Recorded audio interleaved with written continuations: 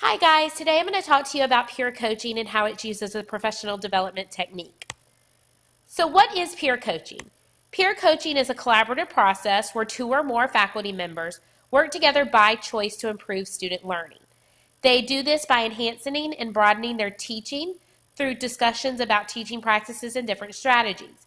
And they participate through a process of planning, observing, and reflecting. Peer coaching can be between two peers coaching each other.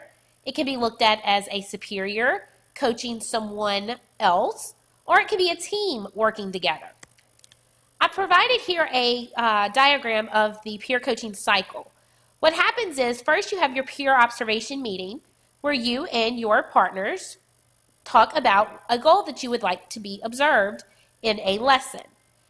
You plan the lesson and then you have your observation. During this observation, those observing are only looking for that goal that you discussed. Then you have your post-observation feedback where the observer gives you some written feedback about the lesson. And you have your reflection stage where you yourself get to reflect on the feedback given and think about ways to improve your teaching in the future. So what all has to happen in order for peer coaching to work at your school? I'm going to give y'all some logistical things to think about with peer coaching. Remember, though, it's very important that you set up peer coaching so that it's beneficial to your school and unique to your school. But the ones I'm going to give you are the overall most important things that you have to have in place. So what are you going to need? You're going to need administrative support. Administrators are going to be the ones that help you with scheduling and planning when you're going to be able to do your observations, providing funds to get trained, and providing funds to get those subs or people to come into your classroom to help. So this process is kind of impossible if your administration is kind of not on board with it. You're going to want clear expectations of the program so that everybody has a positive view going into it about what it is. You're going to want everybody to be clear about what peer coaching is and what it looks like. You're going to need release time. You're going to need that time throughout your school day to be able to plan the lessons with your peers, to observe, and to reflect. So you're going to want that release time. And that release time wouldn't be able to happen without your administrative support. You're going to need funds to help get you trained properly in what peer coaching is, funds to provide for subs whenever they come into your classroom, those types of things. Then you're going to need time. This is not a fast process. It's something that is going to take time and does happen over the course of a year or more than 1 year. I did read in a study where they took 1 year to plan it out, 1 year to implement it, and 1 year to actually start seeing results. So it's not a fast process that does take some time. Now, some benefits of peer coaching.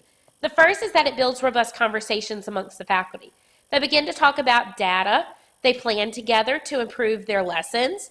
And teachers are no longer isolated to just planning and teaching by themselves. They work as part of a team because of peer coaching. Teachers get to see how others teach and share teaching practices.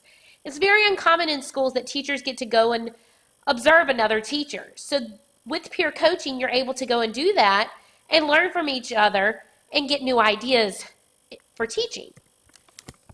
It provides non-judgmental feedback. This feedback allows teachers to have a second set of eyes on what they're doing in their classroom and get feedback on things that they may not realize that they're actually doing. And that feedback would improve their teaching. And it allows all participants to the opportunity to reflect. Teachers that are being observed get to reflect on the feedback that they're given, and the teachers observing get to reflect on their own teaching practices as they're observing to think about ways that they can improve themselves. Some challenges with peer coaching. One challenge is the amount of time that the process requires. It's not a fast process and it's going to take some time. Space. You're going to need space where you are distraction-free to reflect and to plan to get the most out of the process. Over-preparing for observed lessons. This happens a lot whenever someone knows that they're going to be observed. They over-prepare, so your peer may not be getting authentic teaching whenever they know that you're coming in to observe. For case study 1, it was on the effects of peer coaching on elementary math teachers using the 10 dimensions framework. The researcher wanted to find out if peer coaching was effective, so what she did was she conducted teacher interviews and observed all 3 stages of the peer coaching cycle. She had the teachers use reciprocal coaching, where they coached each other. There was no superior coach or team coaching occurring, and it happened during the school day. What they learned was that collaboration was the biggest benefit that they saw from peer coaching. They got to know their coworkers at different grade levels and in different departments on a deeper level, and they had a better understanding of the curriculum as a whole. One of the concerns that they did suggest in the article was that they were concerned about other teachers coming in to observe them and judging them. However, they learned that once they got to know their peer coaching partner, they felt comfortable and knew that they were only there to improve their teaching. The second case study that I studied was the effects of peer coaching on experienced faculty members. This case study focused mainly on mid-career faculty members and faculty members that were towards the end of their career. It lasted for 3 years. In the first year, they just focused on planning. The second one, they involved them in reciprocal coaching. And the third year, they did one-way coaching.